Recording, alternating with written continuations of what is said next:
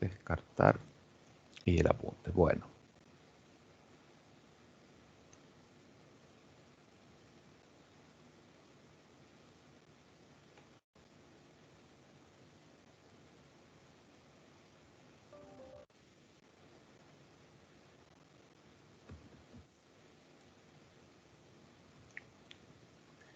Bueno, todavía es lo mismo trabajar con el apunte de Win32 que trabajar con el apunte de Linux, porque no hemos empezado con la generación de código. Estuvimos trabajando en el análisis sintáctico. Vimos la semana pasada 7 reglas que nos permiten, están por acá, traducir los diagramas de sintaxis a código reconocedor de esos diagramas de sintaxis. Las dos más importantes son la regla 6 y la regla 7. La regla 6 dice que cada símbolo no terminal se traduce como una invocación al método que figura dentro del rectángulo. Entonces, si nos encontramos con un rectángulo que adentro dice expresión, vamos a invocar al método expresión. Y la regla 7, que es cuando tenemos un símbolo terminal, es decir, uno devuelto por el analizador léxico, encerrado en un recuadro con bordes circulares o en un círculo directamente, bordes redondeados, mejor dicho, y que se traduce como una verificación de que el símbolo terminal coincida con el que figura en el diagrama. Entonces, lo podemos hacer con un if, y si es lo que el analizador léxico tiene en ese momento lo mismo que lo que figura dentro del círculo o del rectángulo de bordes redondeados, entonces escanear de nuevo, pedirle al escáner que avance al analizador léxico. Y de lo contrario, indicar un error, que se esperaba algo por el estilo. Bueno, la semana pasada estuvimos trabajando ya en este proyecto. No me acuerdo si lo habíamos terminado. A ver, recuérdenme si ya habíamos traducido. Me parece que sí.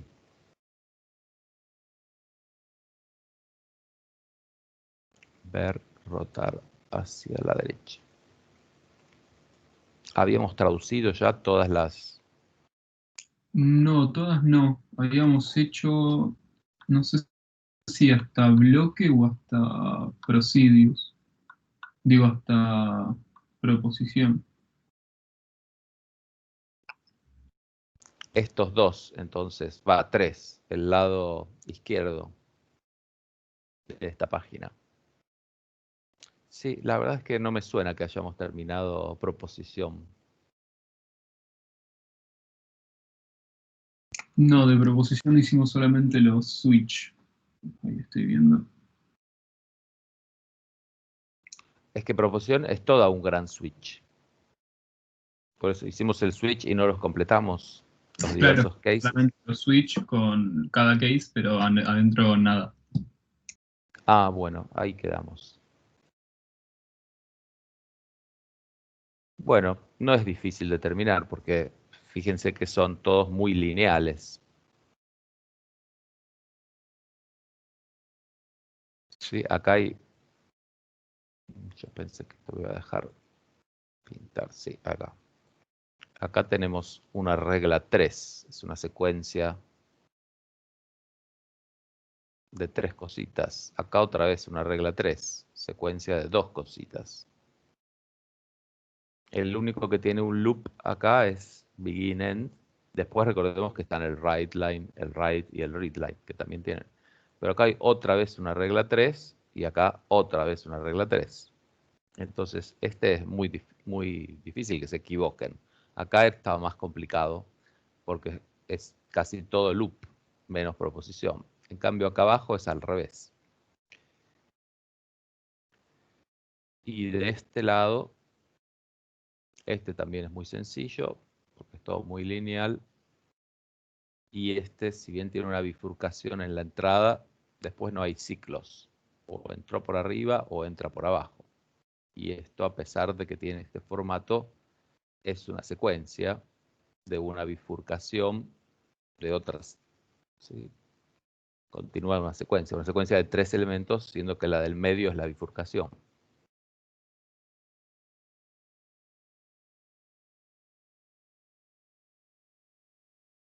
Bueno, a ver entonces, de los presentes, ¿quién lo tiene hasta ese estado y puede compartir y continuamos a partir de ahí?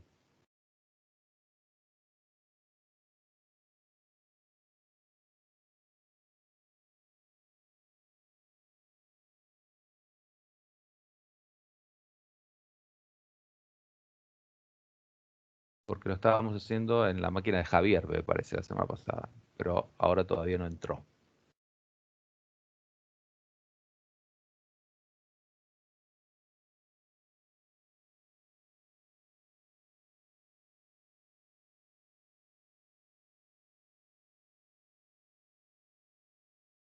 Nadie comparte.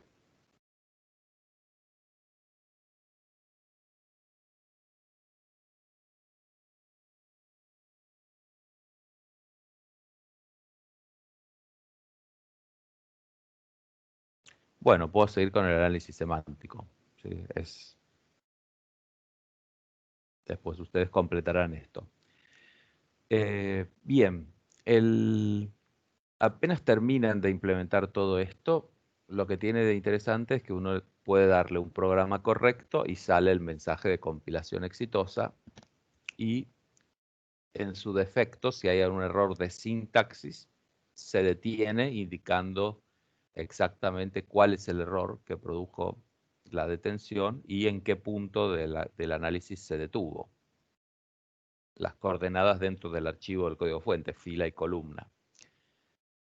¿Sí? Entonces, eso es bastante interesante. Cuando uno lo termina de implementar, ya es un resultado mucho más estimulante, digamos, que el anterior, que era solamente el análisis léxico, que obteníamos un listado de símbolos, un listado con los símbolos que había en el código fuente, pero nada más que eso. Este ya tiene una cierta, si quieren pensarlo, inteligencia, si quieren pensarlo así, tiene una cierta inteligencia para decidir si un programa es o no correcto, sintácticamente. Por eso al parser hasta este estado se lo llama aceptor. Acepta o no un lenguaje. Si sale el mensaje de compilación exitosa, lo acepta, si no, indica dónde se detuvo. Pero hay programas que podrían no estar correctos y sin embargo el análisis sintáctico nos dice que sí, que son programas que tienen otros tipos de errores. Si tenemos este programa,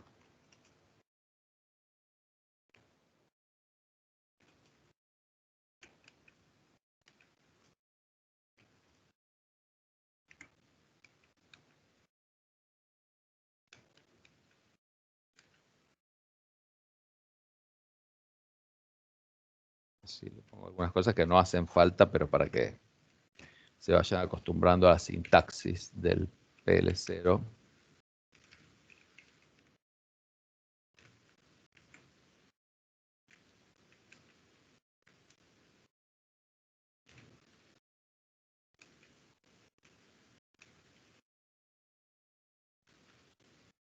Suponer que se ingresan 3 números.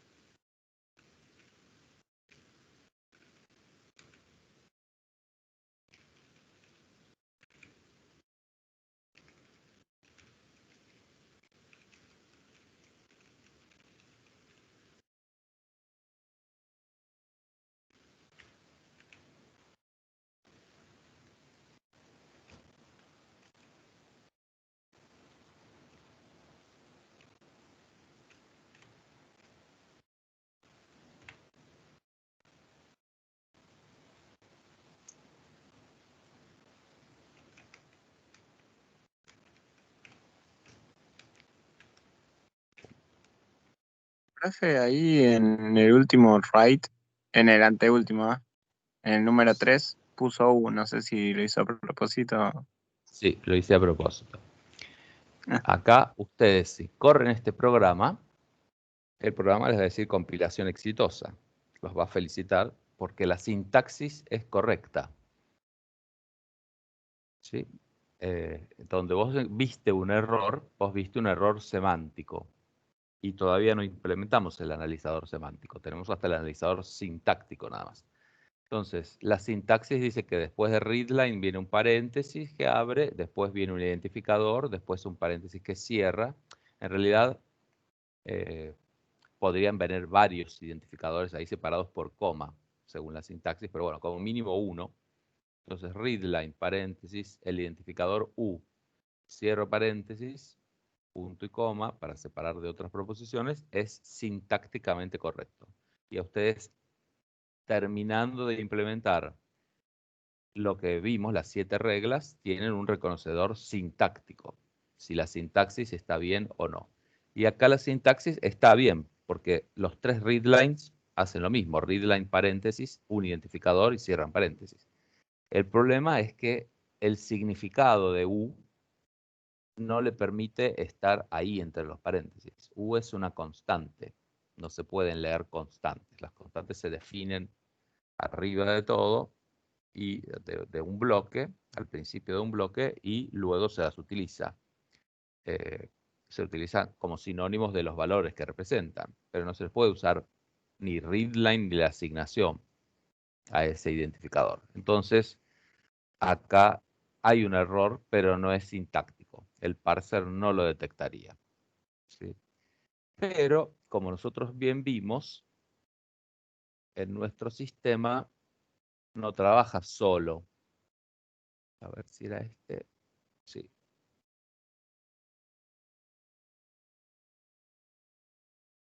Bueno, acá tengo.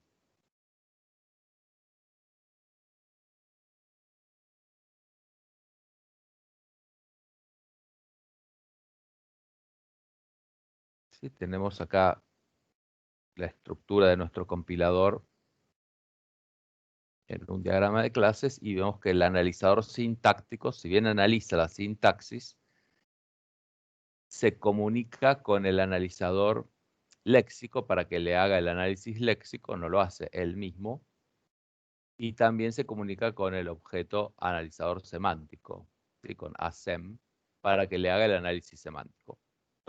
Entonces puede determinar si un programa es correcto en todos los aspectos, en su léxico, en su sintaxis y también en su significado. Si el aspecto semántico, si los tipos son respetados. Si digo que algo es una variable y la uso como variable y no como procedure. Yo declaro la variable z y más abajo hay un call z, está mal también, de la misma manera que acá cuando hice el readline u. Entonces, gracias a que hay un analizador semántico, el analizador sintáctico, cada vez que hay un identificador, puede analizar de qué tipo es y si es del tipo permitido. En el diagrama de sintaxis no aparecen las cuestiones semánticas, pero nosotros las podemos anotar.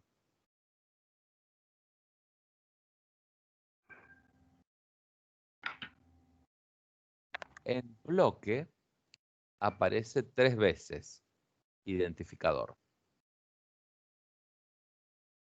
Y nosotros no, el parser, el análisis que tiene que hacer con esos identificadores es si ya fueron declarados.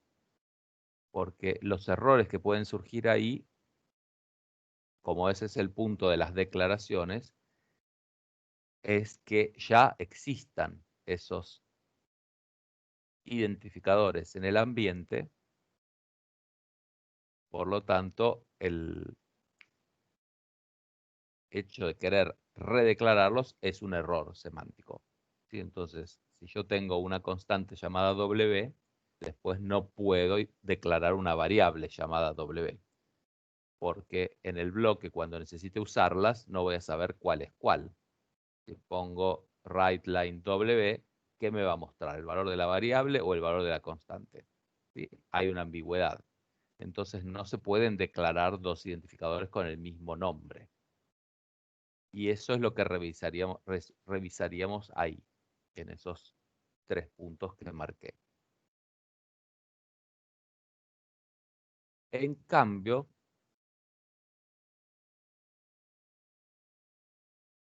en la proposición nos aparecen los identificadores estas 2 veces.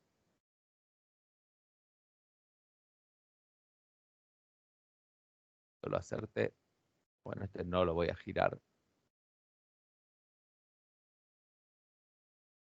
Talla resaltar, pero por algún motivo sobre este diagrama no me deja dibujar.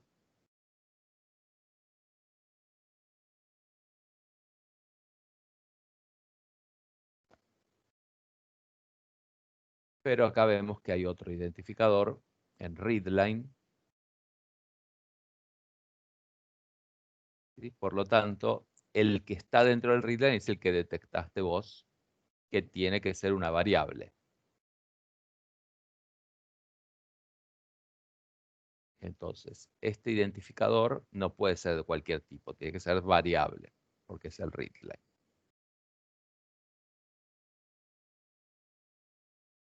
Este también tiene que ser una variable.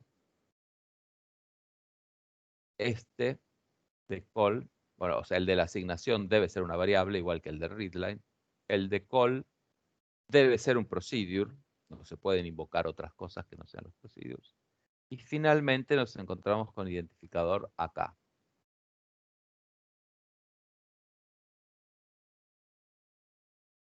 Y este identificador que está ahí en factor, precisamente lo que no puede ser es procedure, pero podría ser una variable o una constante. Ambas son válidas.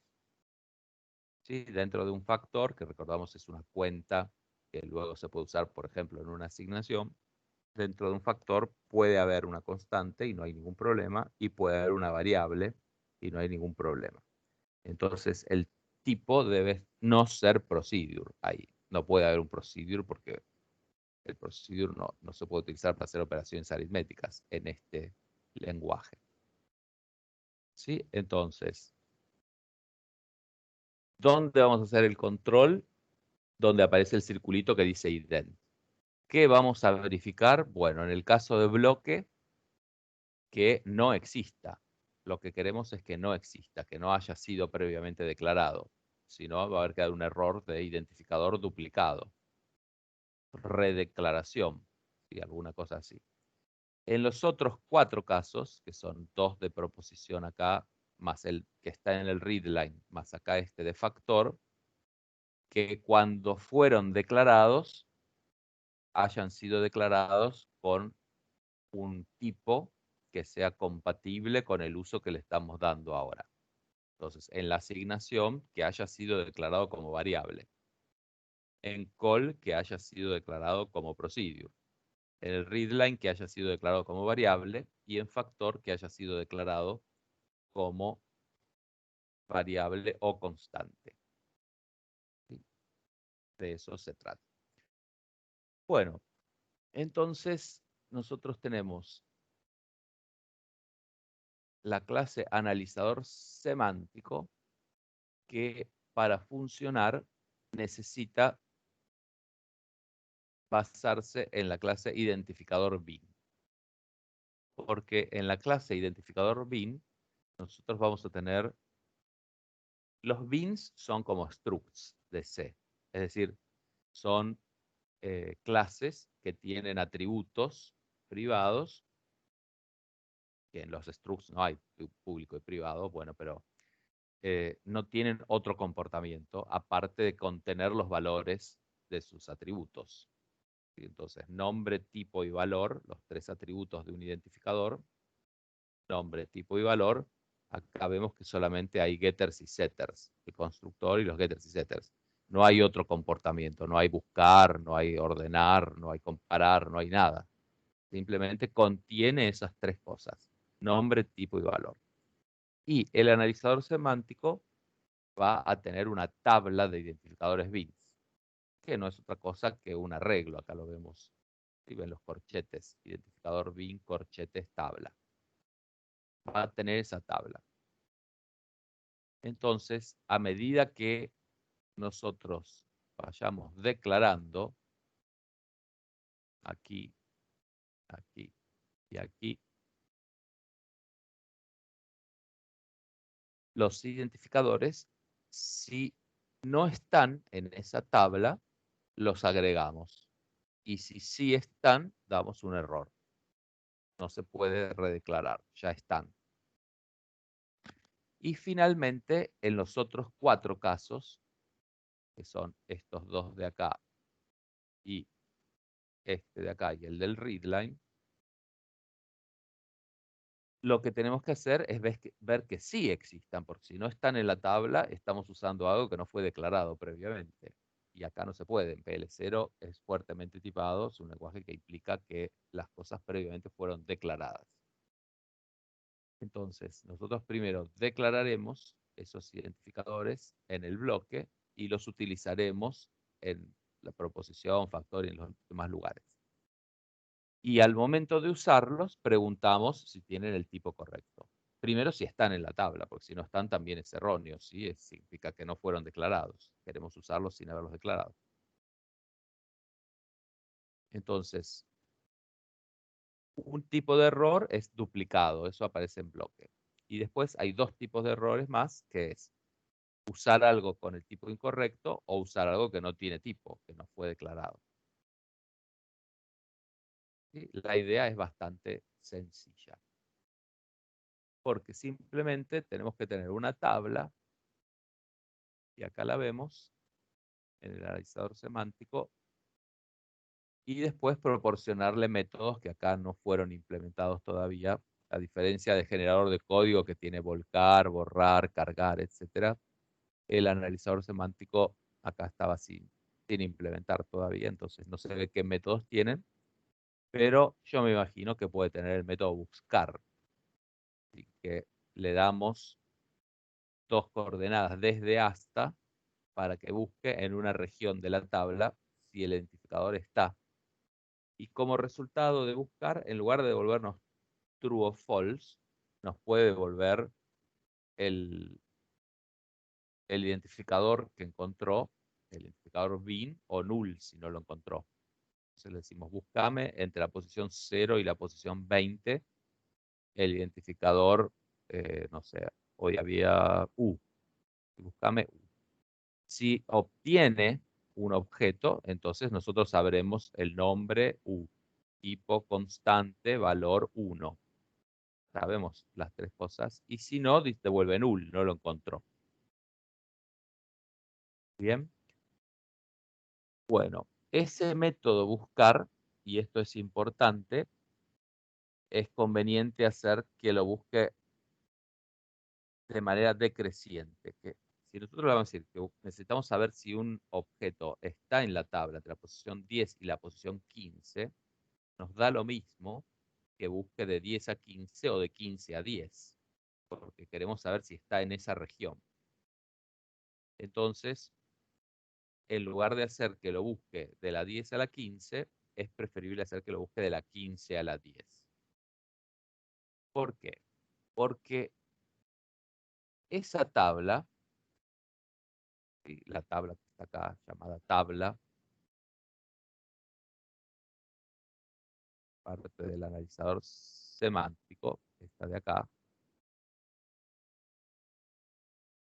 esa tabla puede contener más de una vez a un identificador con el mismo nombre.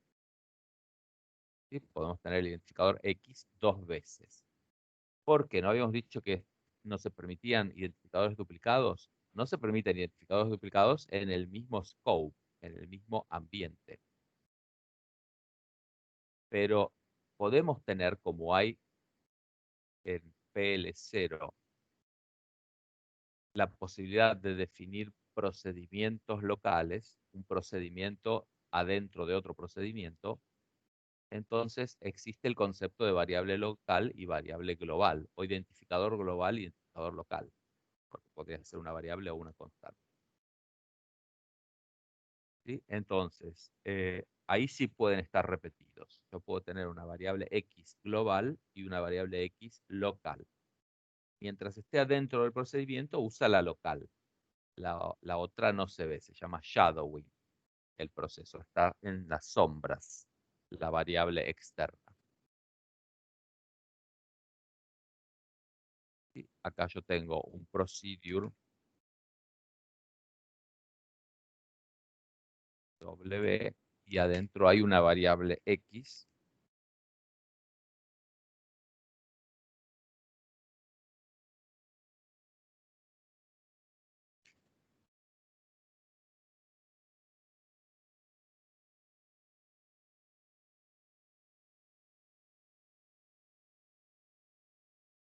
Y esta X que yo hago acá, así que hacemos X es igual 1.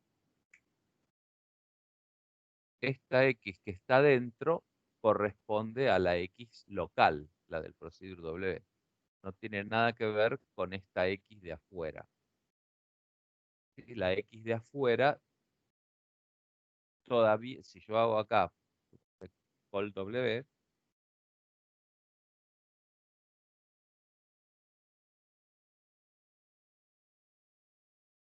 el valor de X, yo acá cuando lo corro le pongo ingrese N1 X7. Ahora hago call W. W le pone 1 a X, pero a la X local. Cuando sale del call W, X todavía vale 7, lo que yo ingresé por el teclado. ¿Sí? Entonces, acá adentro se dice que esta variable X está shadowing, o sea, poniendo en las sombras a la variable global. Impide que que se pueda acceder a ella. En cambio, acá no hay ninguna variable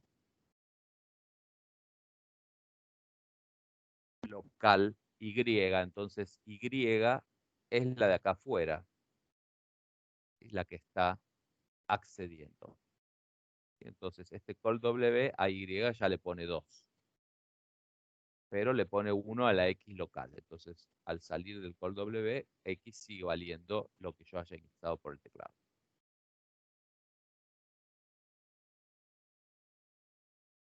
Bueno, entonces, les decía que en la tabla va a haber ahora una U, una X, una Y, una Z, una W y una segunda X. Y si nosotros buscamos de abajo hacia arriba en la tabla, y entonces la tabla arranca por 0 arriba y llega hasta 4, en la posición 0 la U, 1, 2, 3, 4, llega hasta 5. En la posición 5 está la X. Si deseamos buscar el tipo de la variable X y buscamos de 5 retrocediendo hasta 0, la primera que va a encontrar es la local. Y nos va a decir es una variable. Acá podríamos hacer U. ¿Sí?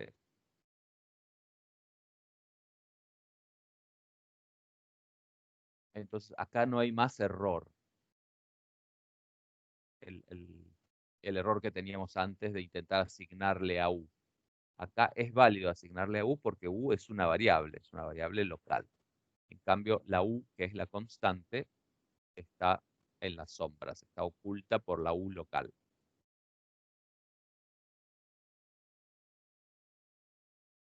¿Okay? Entonces, si buscamos de abajo hacia arriba en la tabla, porque a nosotros nos interesa saber si está o no está en la tabla. Si estamos usando algo, se supone que fue declarado. Si no lo encontramos, es que no fue declarado, ahí está el error. Pero si buscamos U, lo va a encontrar primero como variable. O sea, nos acostumbramos a buscar en forma decreciente, vamos retrocediendo en la búsqueda, en el recorrido. De esa manera va a decir U es una variable y no hay ningún problema en asignarle 5. No encontramos ningún problema. Si hubiéramos hecho la búsqueda de 0 a 5, hubiera encontrado primero la constante y nos diría acá que hay un error. No se le puede asignar a las constantes. Sin embargo, nuestro ojo humano se da cuenta de que la U que está usando es la local, pues estamos acostumbrados ya a esto. Entonces, el algoritmo es cargar las cosas en la tabla, si no están previamente en la tabla, en el ambiente local. Si están en el ambiente global, no pasa nada. Pero deseamos que no esté repetido en el ambiente local. Y ahora vamos a ver cómo separar el ambiente local del ambiente global. Entonces, estos de acá, 4 casos, este que está en el readline, el que está en factor y los que están en proposición, necesitamos garantizar que estén en la tabla. No importa en qué lugar están, pero sí hay que buscar en forma retrocediendo para que encuentre primero lo local y luego lo global.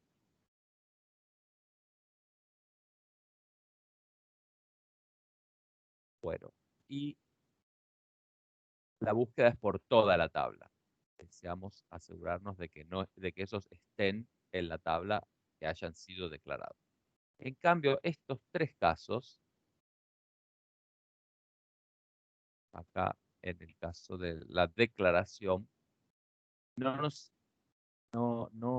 tenemos que recorrer toda la tabla para ver si están o no están, sino recorrer solamente un pedacito de la tabla, que es el pedacito que representa el scope local, la parte donde está el, el ambiente local, lo último que se fue agregando.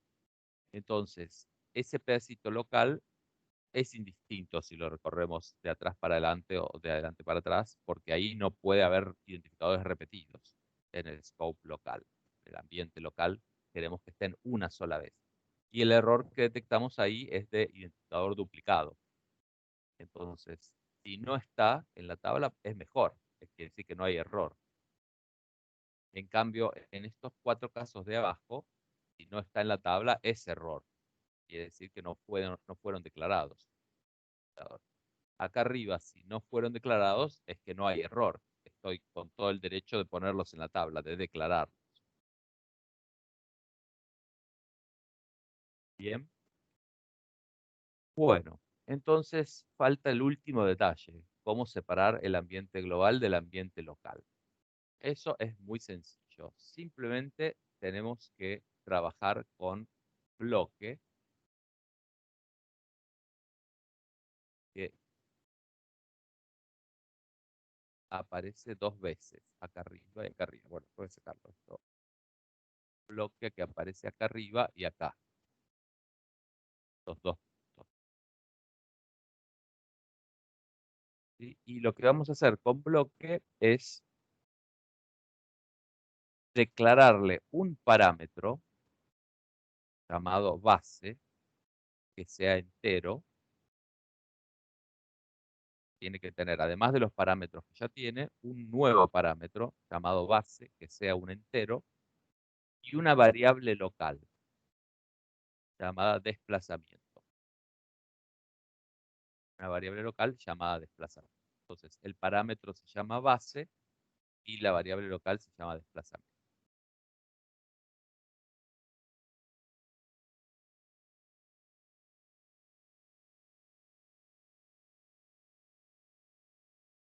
Acá es cortito, acá en el análisis semántico no tiene más que.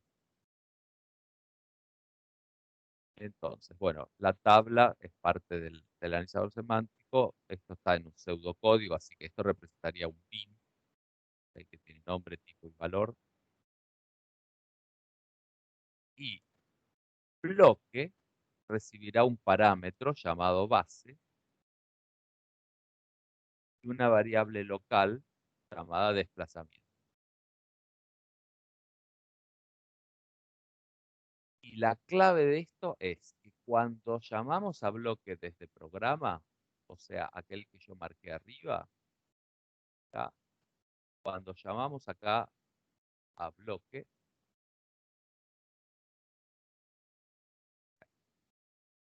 cuando llamamos acá a bloque le pasamos un 0 directamente. Ahí ponemos bloque, porque recuerdan que los rectángulos se traducen como llamadas, ¿no? Entonces, bloque, paréntesis 0. Y en este otro caso, la llamada a bloque, que la regla 6 decía, bueno, un rectángulo que adentro diga bloque, se traduce como una llamada a bloque. Hasta ahora poníamos bloque, paréntesis, paréntesis, para indicar que lo estábamos llamando. Bueno, pero además ahora le vamos a pasar base más desplazamiento. Parece sencillo, ¿no? A este llamado a bloque le pasamos un 0 y esto ocurre una sola vez. Y a este que ocurre recursivamente, así que puede pasar muchas veces, siempre le pasamos base más desplazamiento. Así, tipo receta.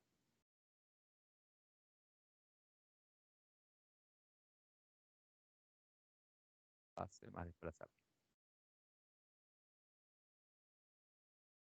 Bueno, entonces,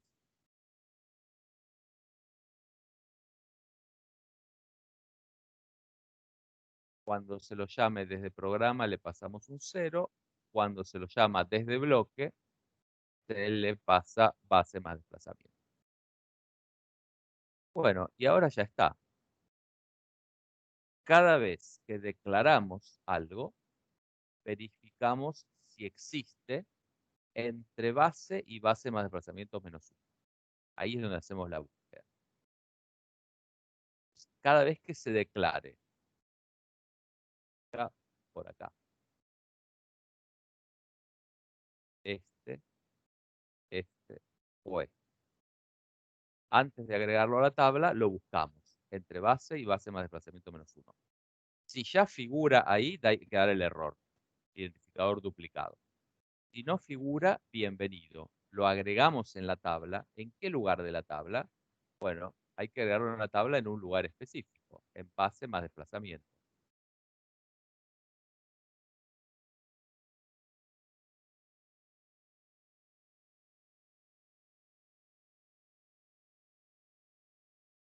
Entonces, lo buscamos entre base y base más desplazamiento menos 1. Si no está, lo podemos agregar en base más desplazamiento, que es la próxima. Entre base y base más desplazamiento menos 1 no figura, la próxima ranura libre de la tabla es base más desplazamiento. Entonces, esa tabla no conviene usar un array list, conviene usar un array común y silvestre para que se vayan pisando los identificadores. Bueno, entonces vieron, al declarar, ¿sí? Al declarar buscamos entre base y base más desplazamiento menos 1 y garanticemos que no esté en ese lugar, porque si está, estaría duplicado. Y por otro lado, en todas las demás posiciones, que eran esas otras 4 que estaban por acá, este de acá, por ejemplo, este de acá, etcétera, hay que buscarlo por toda la tabla, no solamente restringirnos a ese lugar de base, entre base y base más desplazamiento menos 1, así base más desplazamiento menos 1, sino por toda la tabla. Desde base más desplazamiento menos 1, retrocediendo hasta 0, para que encuentre el que está más local. Si no se lo encuentra, hay que dar el error de identificador no declarado.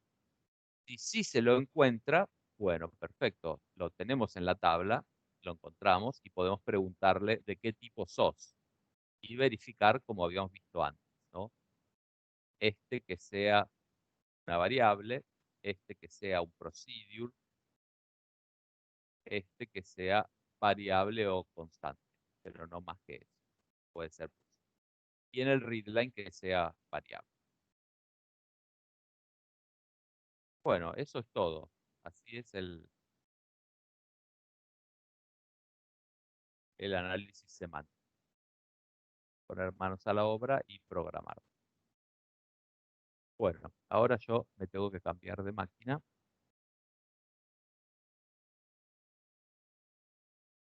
Que dejo de compartir de acá y sigo en el celular.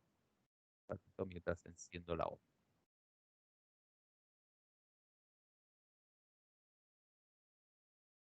Detener la grabación.